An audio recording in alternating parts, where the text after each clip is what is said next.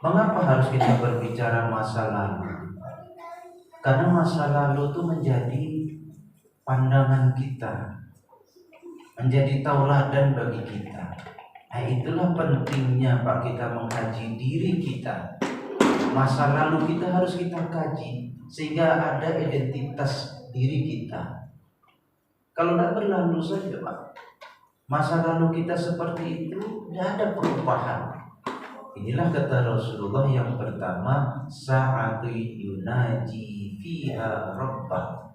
Jadi saat harusnya kita dekat dengan Allah Subhanahu wa taala. Mengapa? Karena masa lalu kita ini Pak bermacam-macam. Ada masa lalu kita menderita, ada masa lalu kita sengsara, ada masa lalu kita bahagia, ada masa lalu kita dalam kondisi tidak sempurna, ada masa lalu kita memang masa lalu penuh dengan penderitaan. Karena masa lalu kita penuh penderitaan, Bu, apakah kita harus kecewa? Tidak. Karena Rasulullah SAW hidupnya juga penuh dengan penderitaan.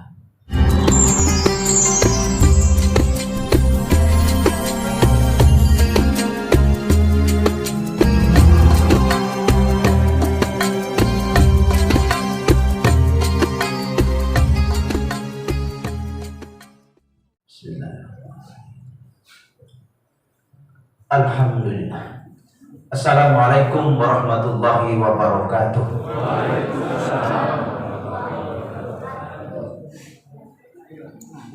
Alhamdulillah. Alhamdulillahilladzi ba'dama amatana wa ilaihin nusyur. Asyhadu an la ilaha illallah wahdahu la syarikalah wa asyhadu anna Muhammadan abduhu wa rasuluhu la nabiyya ba'dah. Bapak-bapak, ibu-ibu, jamaah subuh yang disayangi Allah, setinggi puji sedalam syukur mari kita peruntukkan hanya untuk Allah Subhanahu wa taala. Yang mana pada subuh hari ini Allah gerakkan hati kita, Allah gerakkan tulang belulang kita untuk datang ke masjid yang kita cintai ini.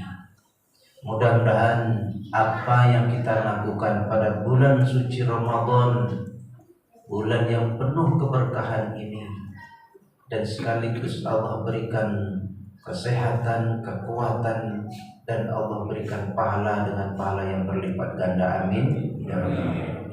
Shalawat beriring salam mari kita kirimkan pada junjungan Nabi besar Muhammad sallallahu alaihi wasallam. Allahumma shalli ala sayyidina Muhammad wa ala ali sayyidina Muhammad. Bapak-bapak, ibu-ibu, jamaah subuh yang disayangi Allah, tidak bosan-bosannya memang kita mengkaji kehidupan kita ini, karena di dalam Al-Quran itu ada masa lalu, ada masa sekarang, dan ada masa yang akan datang. 3 masa ini harus dilalui, Pak. Bagi kita orang yang beriman, masa yang diberikan oleh Allah itu hanya 4 saja, Pak. Ada masa lalu, masa sekarang, masa yang akan datang. Tetapi diberikan oleh Allah hanya 4 saat saja. Itu dalam hadis Rasulullah SAW yang kita bahas bersama pada pagi yang berbahagia ini. Mengapa harus kita berbicara masa lalu? Karena masa lalu itu menjadi pandangan kita, menjadi tauladan bagi kita. Nah, itulah pentingnya Pak kita mengkaji diri kita. Masa lalu kita harus kita kaji sehingga ada identitas diri kita. Kalau tidak berlalu saja Pak, masa lalu kita seperti itu, tidak ada perubahan. Inilah kata Rasulullah yang pertama, sa'atu yunaji fiha rabbah. Jadi saat harusnya kita dekat dengan Allah Subhanahu wa taala. Mengapa? Karena masa lalu kita ini Pak bermacam-macam. Ada masa lalu kita menderita, ada masa lalu kita sengsara, Ada masa lalu kita bahagia, ada masa lalu kita dalam kondisi tidak sempurna, ada masa lalu kita memang masa lalu penuh dengan penderitaan. Karena masa lalu kita penuh penderitaan, Bu, apakah kita harus kecewa? Tidak. Karena Rasulullah Shallallahu Alaihi Wasallam hidupnya juga penuh dengan penderitaan. Sampailah dia berjumpa dengan namanya Siti Khadijah. Siti Khadijah itu adalah orang yang cukup dermawan dan sekaligus berjumpa dengan orang yang sangat baik hati. Jadi kalau para pemuda hari ini ingin mencari langsung yang semua ideal, tidak akan jumpai. Waktu calon istri kita itu dari kecilnya bahagia, cantik, sempurna semuanya, tidak bisa. Karena dia masa lalunya juga dengan masa lalunya, kita dengan masa lalu kita. Sebab itu Rasulullah terima. Walaupun umur 25 tahun, beliau nikah dengan Siti Khadijah umur 40 tahun. Bu, ibu nikah umur berapa, Bu? Udah berani ibu jawab. Kita udah mulai nih, Bu. Nah, udah mau belajar. Ini saya bawa buku satu nih, Pak. Hikayat Melayu 1. Ini, Bu, ditulis tahun 1387. Ibu udah hidup? Udah hidup pula. Udah hidup. 1387 ditulis. Tulisannya bukan tulisan ini doang Arab Melayu. Ini dari di Belanda baru bisa dapat, Pak. Ada di Pekanbaru, Pak. Memang zalim Belanda itu, Pak. Kitab-kitab yang ada masa lalu kita yang punya peradaban tinggi di negeri kita Lancang Kuning ini, dia angkut semua, Pak, ke Belanda. Sekarang kalau ibu cari University Leiden, itu di situ semua kitab-kitab, Pak. Zalim namanya, Pak. Kita tidak punya peradaban. Sebab itu kita harus punya identitas. Para pemuda juga harus punya identitas. Karena saat-saat kita diberikan oleh Allah Subhanahu wa taala waktu itu hanya berlalu saja. Ini, Pak, punya identitas. Jadi kalau sudah punya identitas, Islam itu punya identitas, Pak. Sebab itu bagaimanapun orang menggempur, takkan bisa orang menghancurkan. Bagaimanapun Israel menghancurkan Masjid Al-Aqsa, tidak akan pupus lupa keimanan manusia. Itulah hebatnya Allah jaga kita. Siapa yang tidak bisa menghancurkan Indonesia ini, Pak? Mongol, Pak, perang dengan Majapahit, dengan Kartawijaya itu. Lahir dia lintang pukang, Pak. Entah apa, tidak tahu, Pak. Karena bumi kita ini, Pak, sangat bertuah. Sebab itu masa lalu kita ini harus kita tahu, Pak. Kita kaji kembali. Orang-orang sufi itu biasa bacanya man arafa nafsah fahuwa rabbah. Siapa yang bisa mengkaji dirinya, baik masa lalu, masa sekarang, masa yang akan datang, dia akan mengerti kebesaran Allah Subhanahu wa taala di dalam dirinya. Dalam tubuh kita kita doa subuh tuh. Allahumma afini fi badani, Allahumma afini fi basari, Allahumma afini fi sam'i. Ya Allah, sehatkanlah jasadku. Bu, jasad kita tuh disuruh sehat. Terkadang sakit. Sebab itulah ibu-ibu yang saya muliakan, masa lalu kita ini harus kita ulang-ulang kaji dalam rangka untuk mencari identitas diri kita. Inilah negeri kita ini, Pak. Sebab itu kajian kita kemarin itu menceritakan tentang bagaimana kehidupan Sultan Muhammad Ali Abdul Jalil Muazzam Shah yang lahirnya tahun 1730 meninggal tahun 1791 itu habis waktunya untuk membela agama. Ya halau habis-habisan Belanda itu Pak. Ia ikut dari waktu masa mudanya, ikut berperang ayahnya Sultan Alamuddin.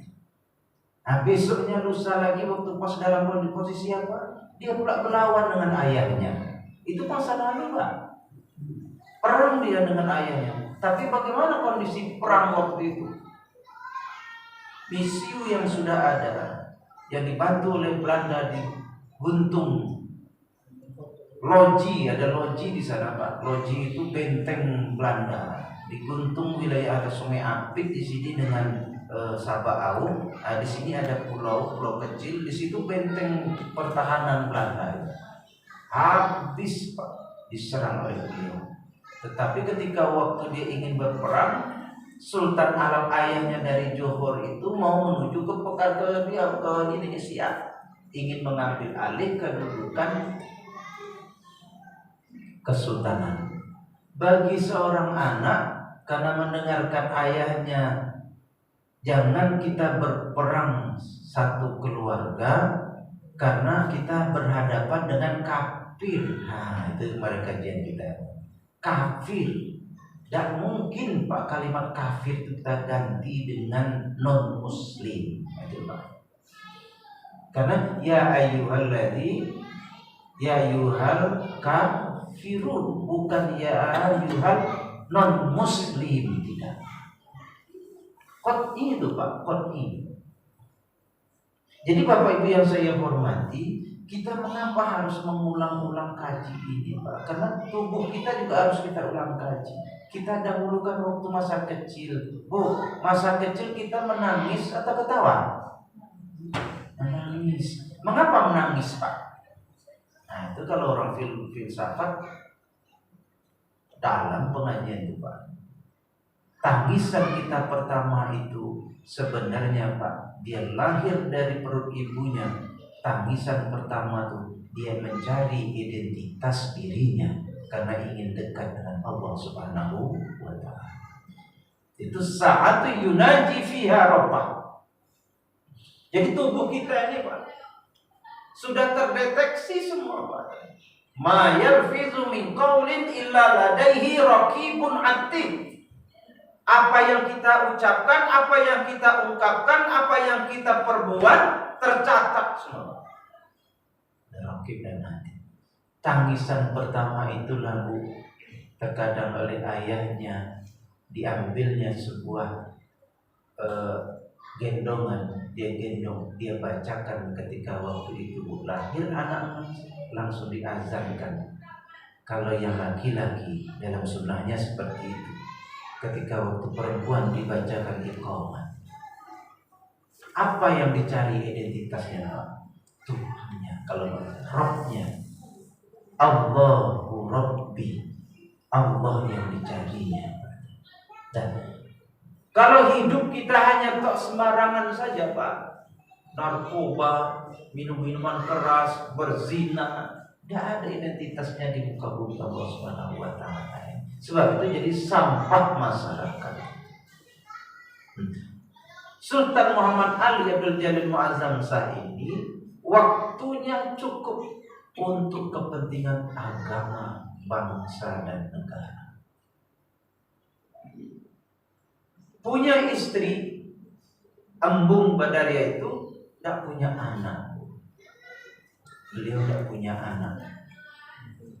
Sebab itulah keturunan-keturunan beliau ini dicari di naskah-naskah tua. Di naskah-naskah tua itu tidak punya, tidak ada, kita cari.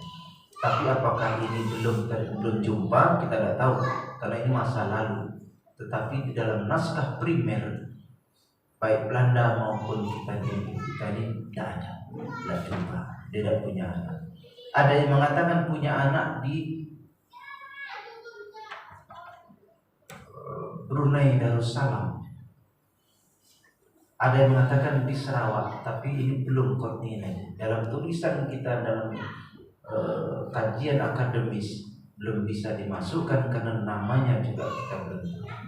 Bapak Ibu yang saya hormati, inilah saat kita mengkaji diri kita sebagai orang yang beriman kepada Allah Subhanahu wa taala.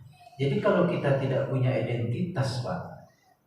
Sebab itu Bu, Ibu kalau pergi ke pasar punya identitas.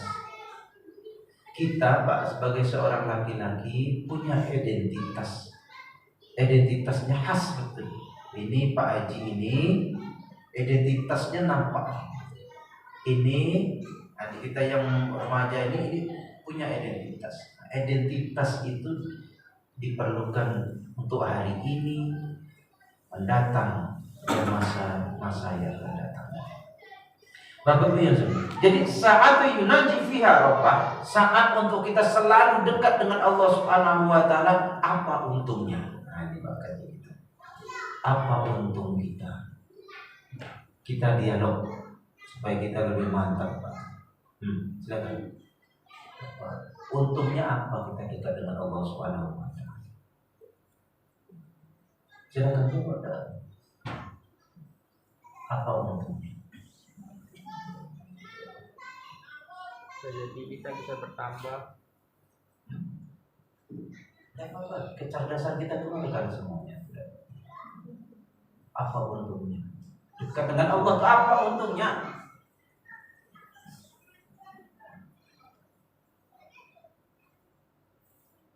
Silakan, Pak. Apa untungnya? Ini udah mulai dalam nih, Pak. Dalam ngaji. Silakan. Gimana, Pak? Menambah ketakwaan dan keimanan. Dan lain? Gimana, Pak? Mendapat ridho Allah. Mendapat ridho ya Allah. Ibu-ibu, bagaimana? Untungnya mendapatkan ketenangan, kata ibu. Itu salah satu, Pak. Ridho. Bu, hidup kita ini ingin tenang atau bahagia atau kita menderita? Apakah mulus terus, Pak? Kalau ada penderitaan situ, Allah benci dengan kita? Tidak. Allah bukan benci kepada kita, tapi itulah pendidikan. Namanya tarbiyah. Kalaulah Muhammad Ali ini tidak dididik dengan terus saja ikut perang, mungkin dia tidak jadi panglima besar, Pak. Kedekatan dia dibimbing oleh Sultan Alam ini kebetulan dengan Allah Subhanahu wa taala, maka dia kuat mempertahankan agama Allah di muka bumi ini. Jadi Bapak Ibu yang saya hormati, beliau ini kalau melihat dari ciri-cirinya itu memang garang, Pak. Tapi visioner. Orangnya garang, Pak, kalau jumpa dengan orang kafir itu, Pak. Tetapi bijaksana. Dia garang, tetapi dia sangat santun terhadap masyarakat dan bangsanya. Itu kelebihan-kelebihan yang kita kali di dalam itu. Apalagi Tun Fatimah. Tun Fatimah ini bukan istrinya. Tun Fatimah ini Sri Kandi Melaka yang meninggal dunianya tahun 1726, dikuburkan di Sungai Tonang, Kampar. Ini di buku ini diceritakan juga. Ini sejarahnya supaya kita juga paham. Kita ingin kupas supaya kita satu persatu identitas kita. Nah, ini istrinya ini Sultan Mahmud, suaminya Sultan Mahmud. Sultan Mahmud itu dikuburkan juga di wilayah kita, negeri kita ini, Pak, tahun 1700 tahun 1528. Jadi ibu jemaah yang dimuliakan Allah, habis Bu wanita ini, Bu, tenaganya, pikirannya untuk suaminya, untuk anak-anaknya, untuk bangsa dan negara. Dia gempur melangkah kembali. Pertanyaan kita, Pak, seorang wanita punya anak Bu, Raja Ali namanya Bu, yang memerintah di wilayah Kelantan. Itu juga dia persoalannya persoalan dengan orang kafir semua Pak. Karena memang dia dihabisi oleh Portugis. Kita punya Pak sejarah Portugis itu habis Pak di Barus tuh Bapak yang kebetulan dari Barus. Barus itu Pak Tapanuli Selatan, Tapanuli Tengah, Tapanuli Tengah. Itu Pak habis Pak 40 orang ulama dibunuh semua Pak. Bapak lihat nanti makam kuburan ulama itu Pak. Namanya kota tingginya dari situ itu dikuburkan di situ. Di situ ada Syekh Ismail, di situ ada Syekh Rukunuddin, ada Wahab bin Qobisah, ada yang paling tua itu adalah Syekh Mahmud bin Mu'az bin Jabal, dikuburkan di sana. Di kota tinggi. Kalau Bapak naik ke atas, sudah cerita kemarin itu 900 anak tangga Bu. Teknisnya kalau Bapak mau berangkat ke sana, sama-sama kita, yuklah kita sama-sama iuran kita cari mobil, iuran kita pergi kita sama. Betul nggak kata Pak Taslim kemarin? Nah gitu caranya Bu. Nah, nanti sampai sana, coba caranya teknisnya Ibu naik ke atas itu bukan Ibu langsung naik aja semangat Ibu karena ingin lihat makam Sultan makam Syekh Mahmud Mu'az bin Jabal, Ibu langsung naik bergegas-gegas, tidak akan sampai Pak. Memang tinggi Pak di gunung. Caranya Ibu, mata kita tadi itu lihatnya bukan lihat ke atas. Kalau lihat ke atas tidak sanggup Pak. Mata kita itu derajatnya gitu. Tangga ikut anak tangga, penan serak dulu. Tapi kalau Bapak Anda sedang sabar wajah itu, out duduk Bapak. Karena udah 2 kali saya di sana Pak, itu pengalaman Pak. Kita disuruh oleh penjaga kuncinya sholat duha dulu. Kita bersihkan hati kita, jangan takabur. Itu di situ sana. Ini contoh kecil kita cerita masa lalu Pak. Saya lanjutkan Pak. Jadi mengapa? Apa untungnya kita dekat dengan Allah Subhanahu wa taala? Karena keuntungan kita Pak dekat dengan Allah Subhanahu wa taala karena Allah itu sayang dengan kita. Kalau innallaha yuhibbut tawwabin, sesungguhnya Allah itu suka pada orang yang bertaubat. Dan Allah juga sayang dengan kita karena kita memang orang yang suci dan bersih. Saya cerita Pak sedikit tentang masalah suci ini. Saya kembangkan sedikit ya ini. Suci kita hari ini Pak, bukan suci hanya zahir, tapi batin juga harus suci. Menghadap Allah Subhanahu wa taala itu kan kesucian dulu. Maha suci Allah. Bu. Banyak hari ini kita yang tidak tahu Pak, bahwa kita istinja kita itu sembarangan saja Pak. Istinja kita itu bagaimana kalau laki-laki dan bagaimana perempuan, itu harus dikaji hari ini Pak. Istinja Pak ya, istinja. Sebab itu disuruh istinja, tahu Bu? Istinja itu membersihkan ketika waktu najis-najis yang ada dalam diri kita. Jadi kita beristinja sesudah pipis, sebab itu disuruh kita duduk. Kalau dalam kitab ta'limu muta'allim itu kita suruh bukan kita nyanyi-nyanyi, bukan. Tapi kita memang untuk mengeluarkan sisa-sisa kecil tetesan kencing tadi Pak. Itu kalau dalam kitab Ubudiyah juga begitu. Sebab itu duduk Pak. Waktu pas duduk ada terasa masih ada sisa-sisa. Jangan Ibu langsung berwudu. Bapak jangan langsung berwudu Pak. Nanti dalam perjalanan Bapak masuk ke masjid, mau ke masjid, menetes deh Pak. Tetesan itu di celana dalam. Mohon maaf nih, saya buka aja dan masjid kita ada orang lain. Di menetes di sikit Pak. Akan tidak tahu Ustaz. Nah, jangan jawaban tidak tahu. Ibu terasa, bapak kan terasa itu Pak. Tetesan itu menempel di celana dalam kita. Mohon maaf ini saya buka-buka, saya berpantai. Celana dalam kita kalau sudah bau, tidak usah dipakai lagi Pak. Hanya betigo nyoba taslim di rumah itu celana dalam, Pak pecah, itulah itu pakai nggak bisa. Kalau tidak, jangan bawa ke masjid.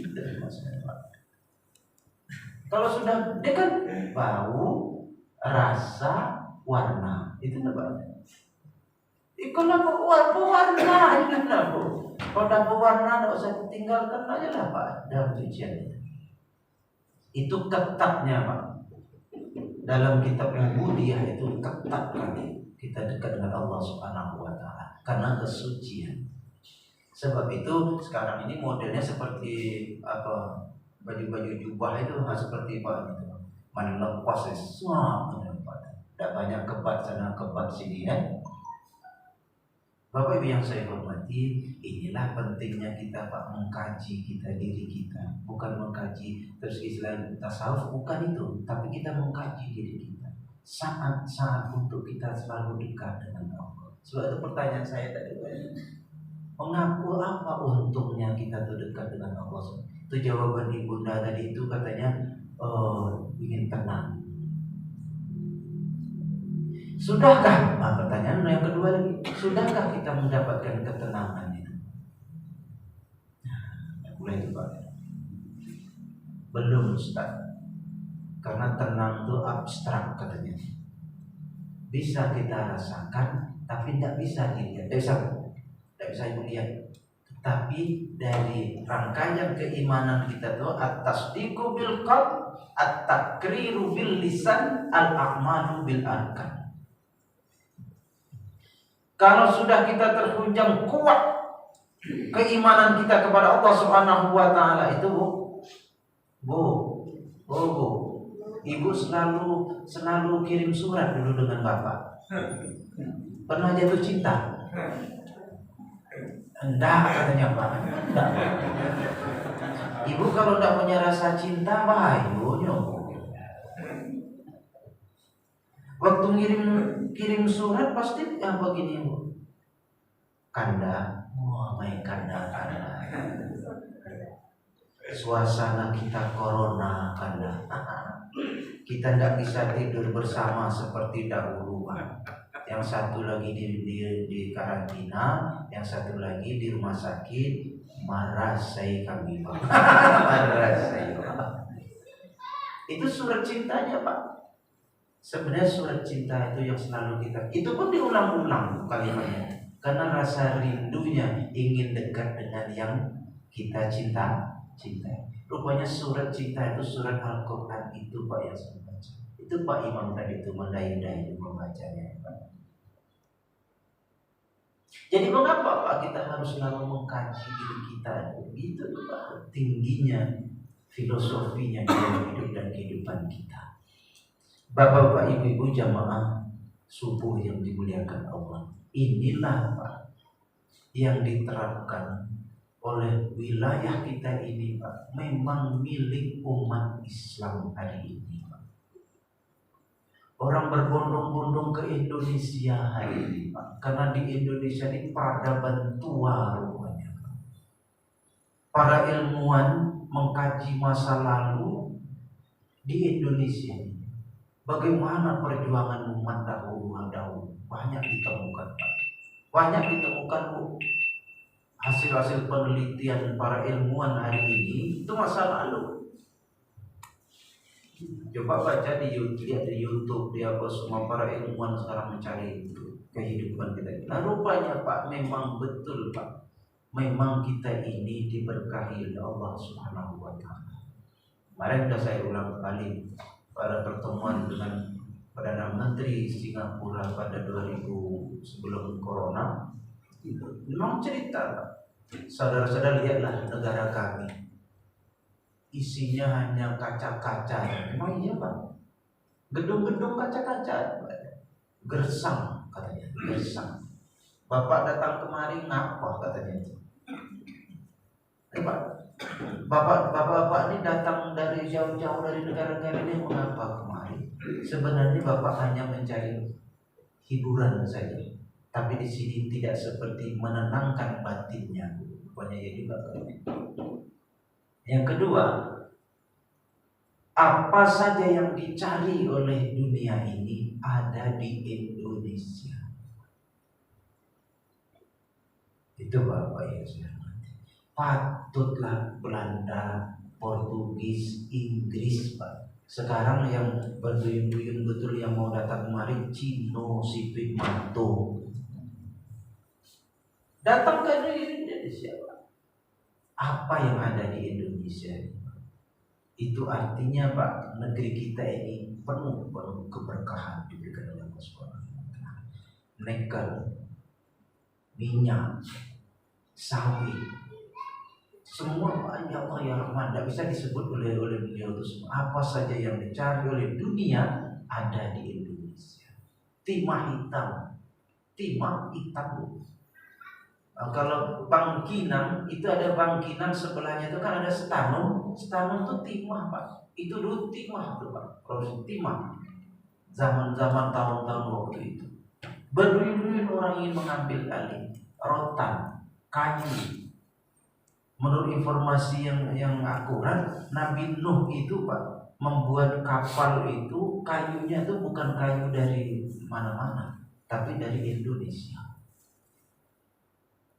Waktu itu mungkin dekat jaraknya Pak ya, bisa membuat perahu sekuat itu ya Pak ya. Jadi Bapak Ibu yang saya muliakan, ini sebuah penelitian seperti ini harus bagi yang muda-muda hendaknya terus dikaji. Karena dalam rangka untuk mengetahui identitas kita. Kita ini hebat Pak, identitas kita ini, negeri kita ini. Sebab itu orang semua ingin menghancurkan Indonesia. Kerajaan Asahan, ya kebetulan bapaknya dari Sumatera Utara. Kerajaan Asahan itu dihancurkan, siapa yang menghancurkan Pak? Adalah PKI. 3 putrinya Pak diperkosa. Dia Pak dicincang-cincang di depan raja Pak, dibuat seperti itu. Disuruh oleh ini kerja PKI ini Pak. Semua masyarakat disuruh benci terhadap sultan. Seperti itukah sifat Sultan Asahan? Tidak. Karena ketaatan dia kepada Allah lebih lagi Pak. Punya anak, menantunya juga ada dari Hadar Maut. Sama kita Pak di sini. Dan saya lanjutkan Pak. Jadi saat untuk kita dekat dengan Allah Subhanahu wa taala, keuntungannya itu Pak dunia dan akhirat. Kedekatan kita kepada Allah Subhanahu wa taala itu bukan menguntungkan diri kita Pak. Wallazi anzalas sakinata fi qulubil mu'minin. Dialah yang menurunkan ketenangan, sakinah, tenang. Tapi ayat sebelumnya jadi Allah turunkan ketenangan itu kepada orang yang beriman. Nah, iman Pak. Bu, jadi kan ada instantnya amin. Waladdallin. Amin. Amin aman Pak. Artinya aman. Masa begitu aman Pak? Amin. Perkenankanlah ya Allah. Mana ibu pilih? Yang kedua. Jangan ikut-ikut pula. Jangan ikut-ikut pula Pak. Amin. Terkejut orang-orang. Amin. Dan betul Pak. Perkenankanlah ya Allah. Pak Imam baca mendayu-dayu, kita perkenankanlah ya Allah. Jadi Pak, ibu-ibu yang saya hormati, disinilah kita pentingnya selalu mengulang-ulang kaji Pak. Karena kita akan mengerti diri kita. Anatomi tubuh kita ini Pak, kalau kita kaji Pak, ya Allah ya Rahman. Ada ginjal, ada empedu. Anatomi kita ini Pak dipersiapkan oleh Allah Subhanahu wa taala, jangan dirusak.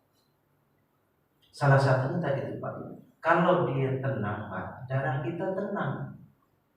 Tapi kalau Bapak emosi aja terganggu dia Pak. Sebab itu emosi kita itu jangan sampai melewati batas.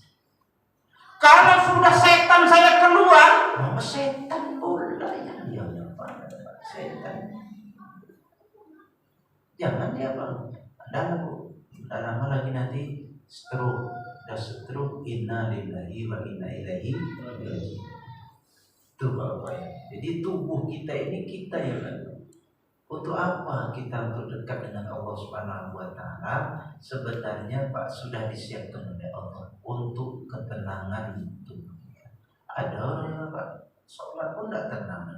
Allahu Akbar. Kalau sudah Allahu Akbar itu haram Pak kita yang lain-lain kita kerjakan. Contoh udah Allahu Akbar. Bu, kebetulan ibu kan sedang Allahu Akbar itu TV-nya kan bunyi itu Bu. Pak, matikan apa? Sholat juga ya. Karena haram hukumnya Pak. Waktu kita juga dalam kondisi sholat, tidak boleh juga kita Pak. Begitu nyamuk.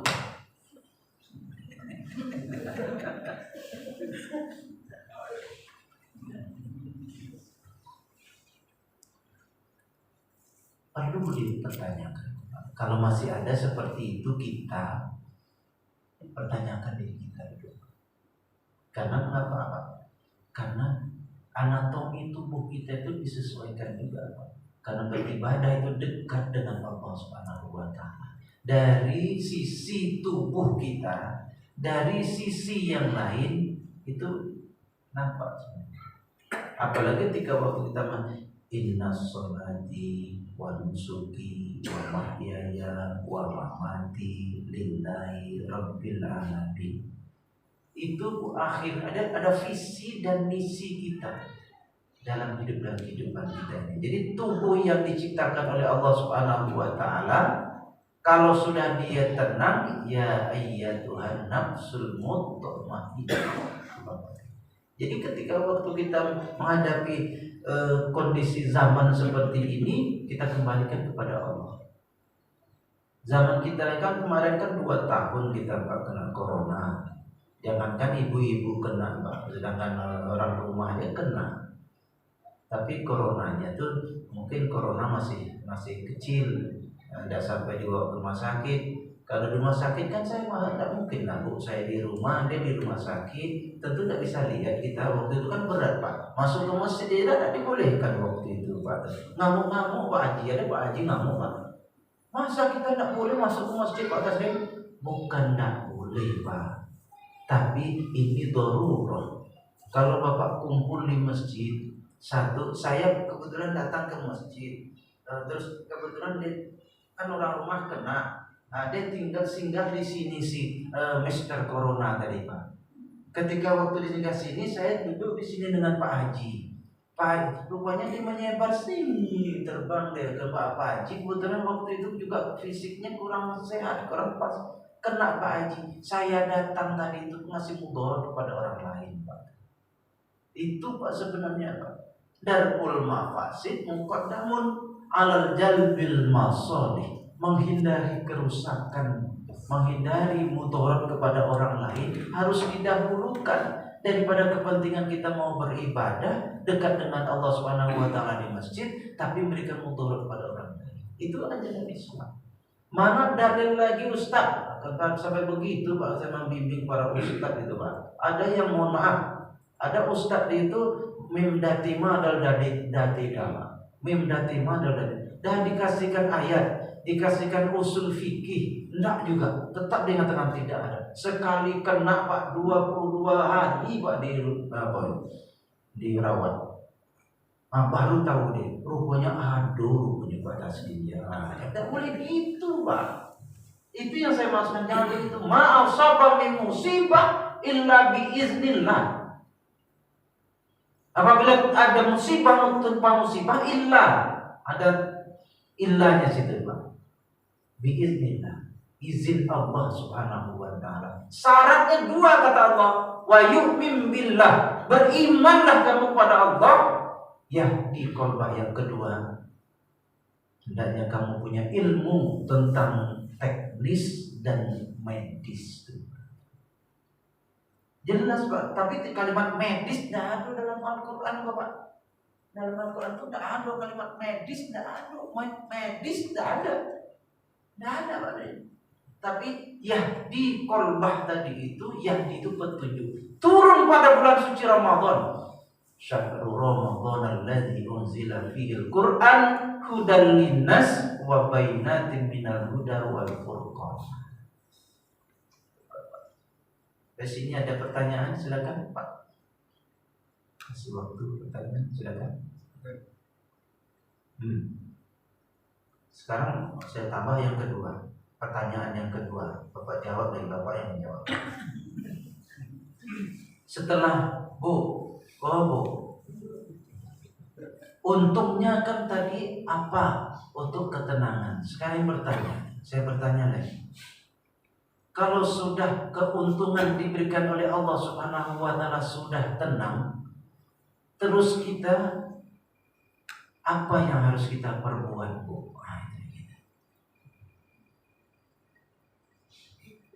Apa yang Bu bilang perbuat? Dikasih sudah tenang dah Bu, sudah punya suami, sudah punya anak, sudah punya rumah, sudah punya menantu. Apa yang itu? Apa?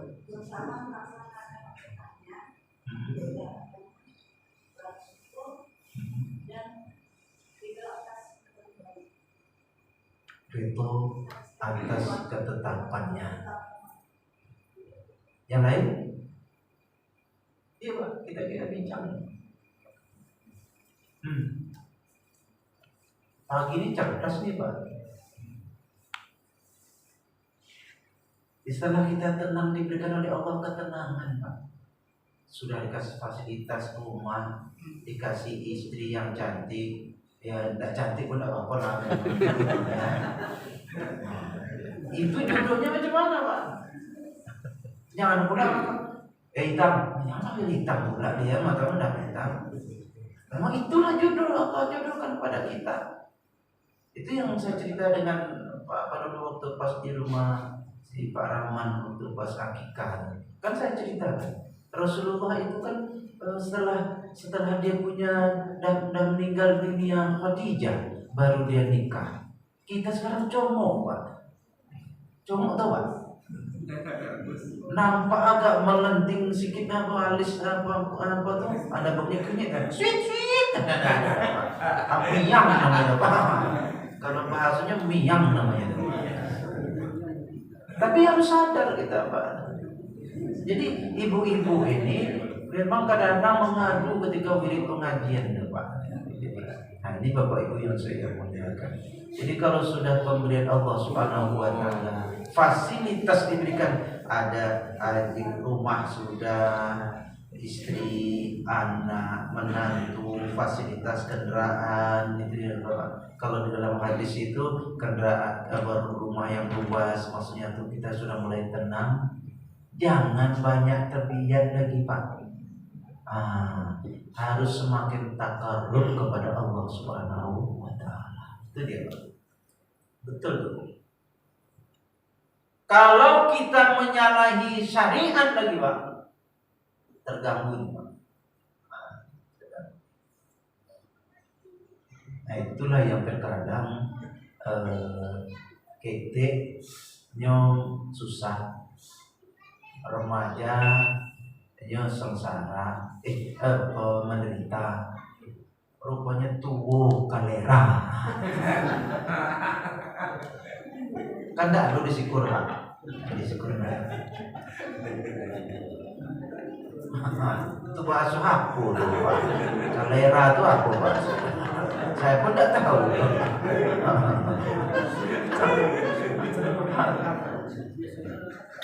Itu yang maksud saya Pak.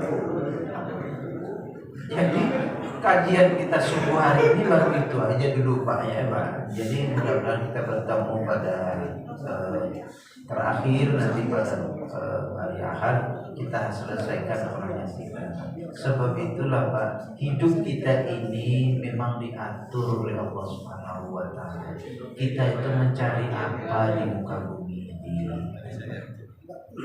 Ada 3 aja Pak pertanyaan itu. Yang pertama, saya ini dari mana? Dari mana kita ini, Pak?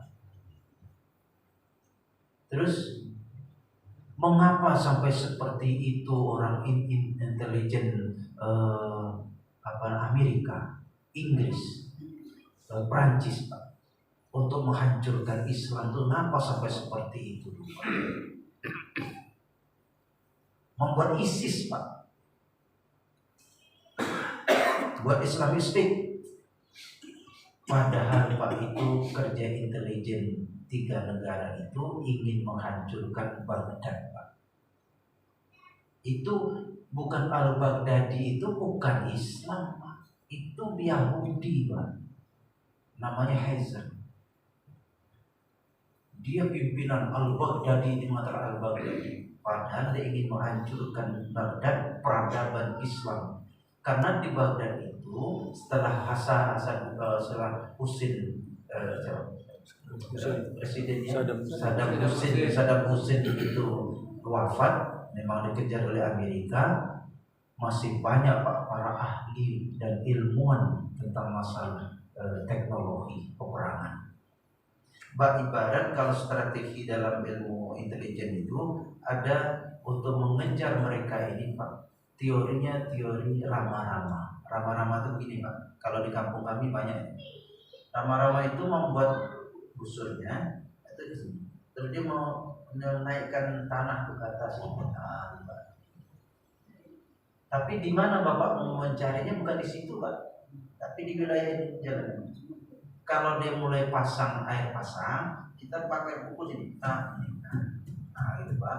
Nah, itu lubangnya. Dia naik ke atas, barulah ditangkap. Namanya rama-rama. Mereka itu Pak. Dibuatnya itu bagaimana umat Islam yang kuat itu dihancurkan pelan-pelan. Keluar wabah Pak. Habis.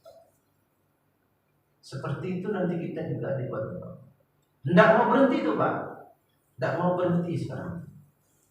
Dia ingin menghancurkan Islam itu. Tidak akan hancur loh Pak.